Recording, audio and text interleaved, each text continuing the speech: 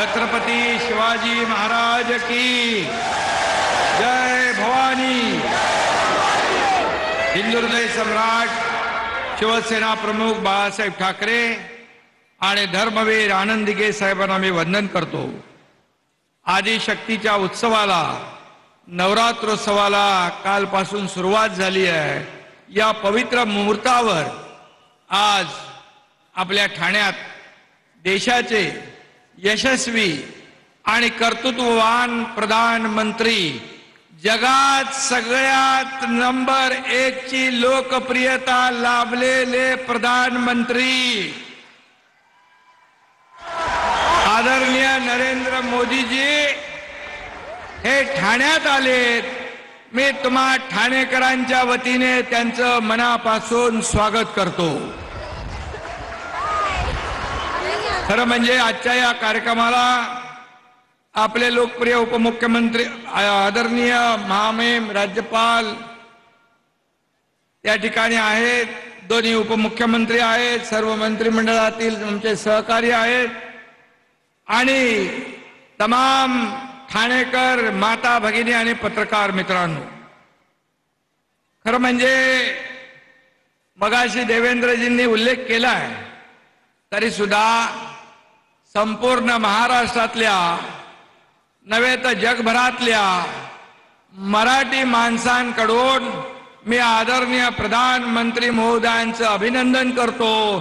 कारण मोदीजी अमृताहून गोड असलेल्या मराठी भाषेला आपण अभिजात भाषेचा दर्जा देण्याचा ऐतिहासिक निर्णय घेतला। संपूर्ण महाराष्ट्राच्या वतीने मी पुन्हा मनापासून धन्यवाद देतो। खरं म्हणजे आभार व्यक्त करण्यासाठी आमच्याकडे शब्द नाहीत, असं ऐतिहासिक काम आपण केलंय। आज नवरात्रोत्सवामध्येच महिला सशक्तीकरणाचा सोहळा या ठिकाणी पार पडतोय। आज आशीर्वाद देण्यासाठी आदिशक्तीचा महासागर इथं उसळला आहे। देशातल्या आपल्या सर्वात मोठ्या भावाला म्हणजेच मोदीजींना भेटण्याची संधी तुम्हा सर्व लाडक्या बहिणींना आज भेटलेली आहे। एकाच वेळी किती चांगले योग येतात ते आपण पहा। आजचा दिवस ठाणेकरांसाठी सुवर्णाक्षरांनी लिहून ठेवण्यासारखा है। ठाणे को तालाबों का शहर कहा जाता है।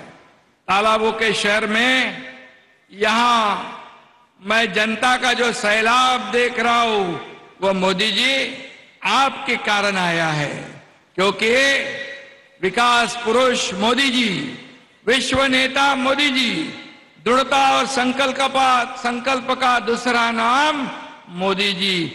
मोदी जी को मैंने कभी आराम करते हुए नहीं देखा है, आपने भी नहीं देखा है, देश ने भी नहीं देखा है। मोदी जी को कभी चिंता में डूबा हुआ किसी ने नहीं देखा है।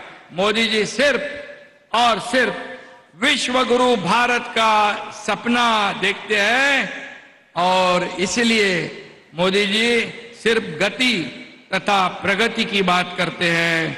और इसीलिए प्रधानमंत्री जी आपके इस दृढ़ता व संकल्प के कारण आज यहाँ ऐतिहासिक विकास कामों की परियोजनाओं की नींव रखी जा रही है।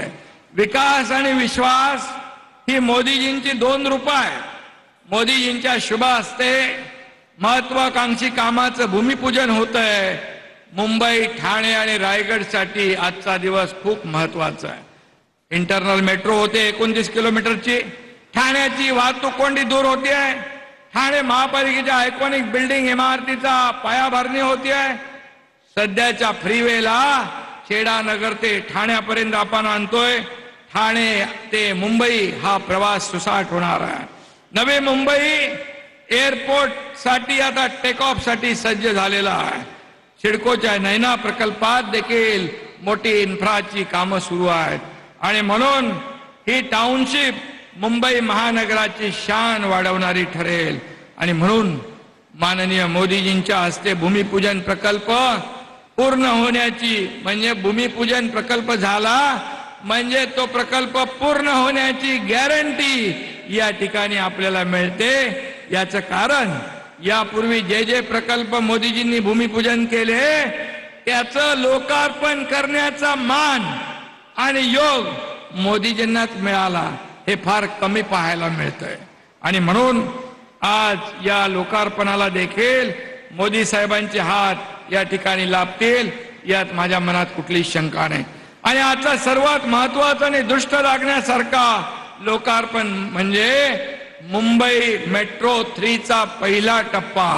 त्याचं उदाहरण देवेंद्रजींनी दिलेलं आहे।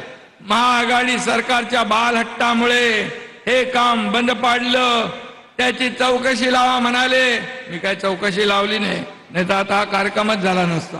आणि म्हणून त्यांचा आग्रह होता की खऱ्या अर्थाने ही विकास कामं बंद करणं, अटल सेतू, समृद्धी, कोस्टल, किती प्रकल्प, मेट्रो, कारशेड सगळ्यामध्ये स्टे दिला। परंतु 2 वर्षापूर्वी 2 साल पहले इनका हम लोगों ने टांगा पलटी कर दिया और इसीलिए ये प्रकल्प आज आगे बढ़ रहे हैं। आणि म्हणून आज मी मुंबईकर, ठाणेकर सगळेच खुश आहेत। 20 लाख मुंबईकर, ठाणेकर या मेट्रोतून प्रवास करतील। हा प्रकल्प पूर्ण करण्यात खऱ्या अर्थाने सहभाग असलेल्या प्रत्येकाचं मी अभिनंदन करतो।